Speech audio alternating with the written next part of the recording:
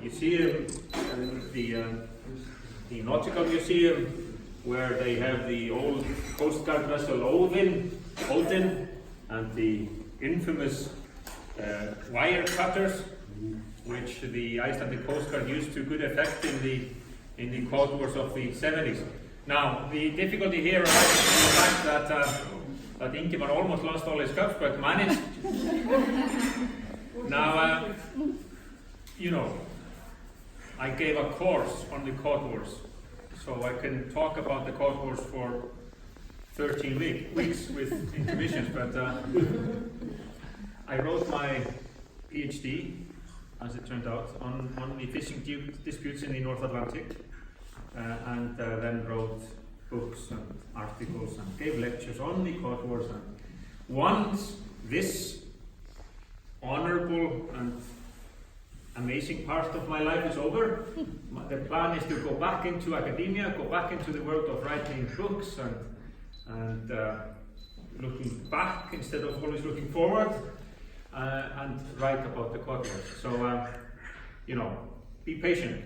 There will be more books by me on the Codwars. Now, Codwars, in a nutshell, fish around the island of Iceland, valuable resource, but not infinite, so struggles about access, and fishing limits gradually expanded, 3 nautical miles, 4, 12, 50, 200 ultimately, and all the time clashes with those who had fished here and wanted to continue to do so, primarily Great Britain.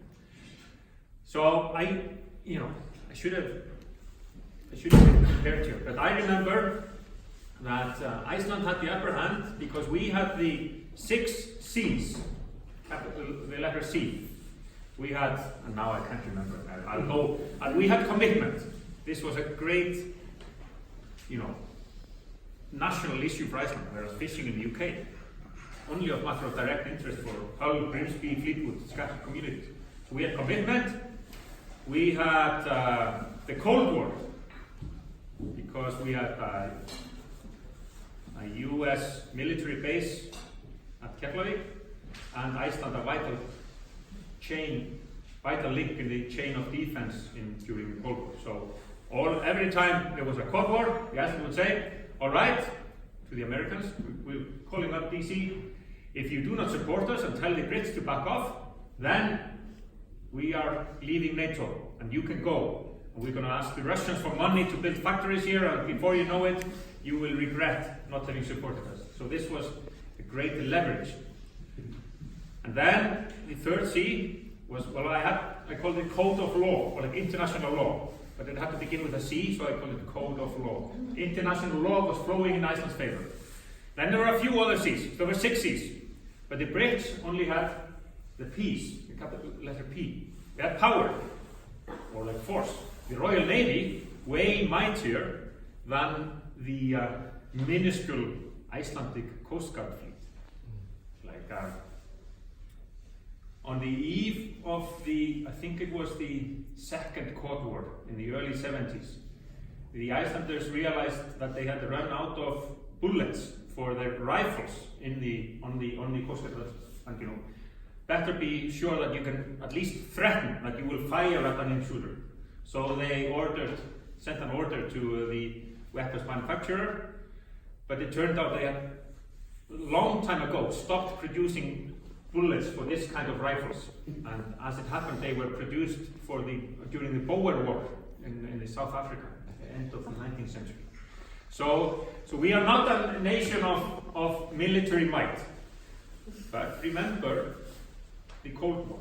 You just cannot, when you're the Royal Navy, Britain, threaten to use fire, use your military might against tiny Iceland, a member of NATO.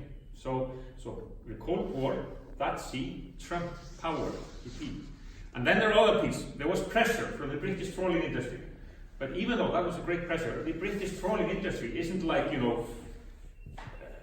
a big factor in British politics or British economy. Fishing accounted for less than 1% of the GDP in Britain.